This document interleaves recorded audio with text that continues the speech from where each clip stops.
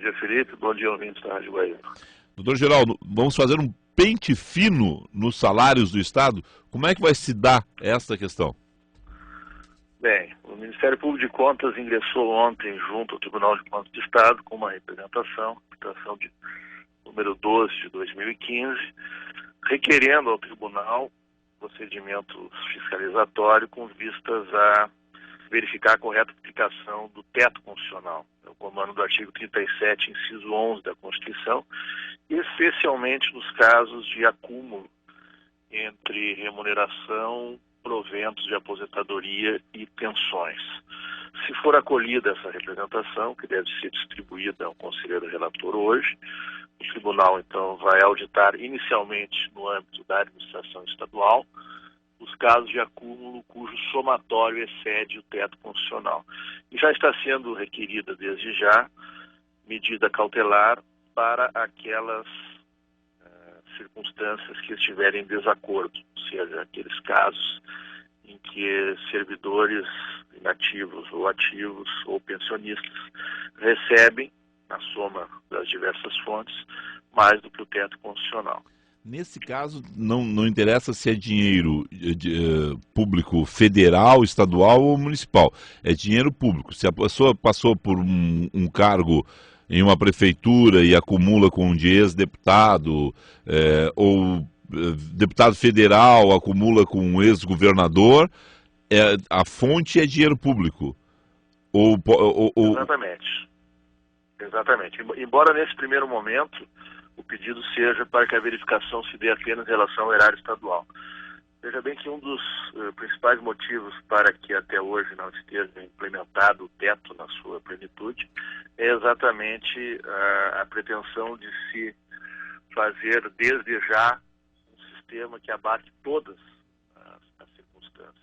E isso é de difícil implementação, de difícil logística, o cruzamento entre as diversas fontes pagadoras. Por isso que há o pedido de inicialmente se verificar isso no âmbito do Estado, para depois estender aos municípios, que também são jurisdicionados do Tribunal, e a outros entes da Federação, como os demais Estados e a União.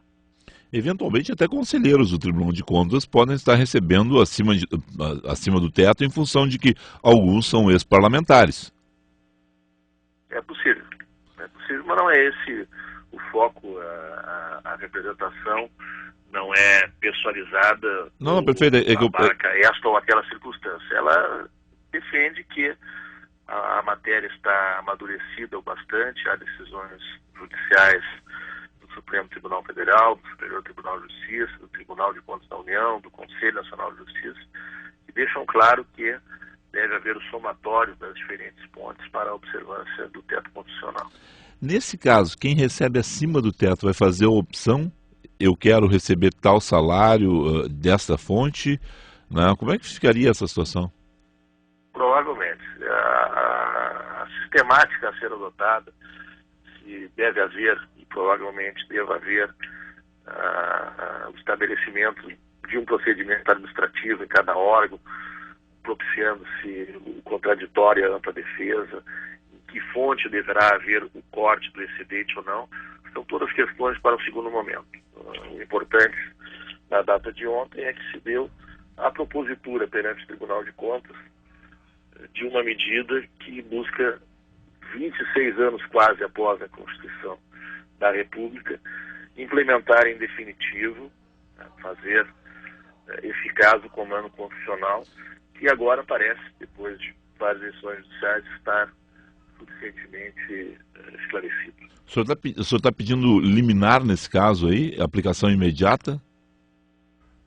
Eu peço procedimento de fiscalização e, como não há identificação prévia desse ou daquele caso, peço que, à medida em que a auditoria identifique casos que extrapolem o teto, submeta ao conselheiro relator para que aí então expresse uma medida cautelar determinando a adequação da matéria. E aí depois o pleno do tribunal é que vai averiguar todos os casos, mas pode, liminarmente, o próprio conselheiro relator pode dizer: olha, exato, essa pessoa aqui extrapolou, está recebendo 50 mil reais, corta agora. É isso? Exatamente. Esta é a proposição. O senhor tem uma ideia de quanto pode ser economizado com isso? Não há um levantamento, mas além do aspecto financeiro, especialmente no momento de crise do Estado e também da União, a questão pedagógica, o exemplo, o respeito à lei e à Constituição, que é a incumbência do Tribunal de Contas e do Ministério Público de Contas zelarem por essa observância. Quanto tempo o senhor imagina que começa a funcionar esse processo todo, pela sua experiência no Tribunal de Contas do Estado? Eu acredito que, se isso for acolhido, o planejamento desta atividade de fiscalização não é algo simples. Acredito que no próximo mês, por assim dizer, possa estar ao menos planejada a atividade de fiscalização. Mas essa é uma pergunta que, evidentemente, quem pode responder é o próprio Tribunal de Contas. Sim, até porque o conselheiro relator ainda não foi designado. Uma última questão. Hoje a gente tem as pedaladas fiscais, lá ou não, né, as explicações da presidenta Dilma Rousseff a respeito das contas dela o ano passado. As contas de Tarso Genro, os 3 primeiros anos foram aprovados. O Ministério Público de Contas já deu parecer sobre o último ano da administração Tarso? Não, o processo do parecer prévio das contas do governador chegou ontem ao Ministério Público de Contas. O julgamento das contas está marcado para quarta-feira que vem, dia 29, e acredito que até sexta-feira, mais tardar segunda, nós devamos exarar o nosso parecer. Nos últimos 3 anos, os pareceres foram favoráveis? Ou tivemos várias observações? Como é que funcionou? Nos últimos 7 anos, o parecer do Ministério Público de Contas foi pela desaprovação das contas de governo. 7 anos, portanto, os governos Ieda e Tarso, nos 7 anos já julgados pelo Tribunal de Contas, o parecer do Ministério Público de Contas sempre foi contrário à aprovação. Sempre tivemos Exato. Problemas. Principalmente em face da inobservância dos investimentos mínimos em saúde, além de outros apontamentos, evidentemente. A questão de dinheiro de outros recursos jogados, de empréstimos jogados no Caixa Único, isso já foi parecer dos outros anos, já foi colocado nos outros anos? Esse é um aspecto que eu prefiro não pronunciar por hora, porque está em exame neste momento. Tá bem. Doutor Geraldo da Camino, obrigado ao senhor aí, um excelente dia de trabalho. Muito obrigado, bom dia.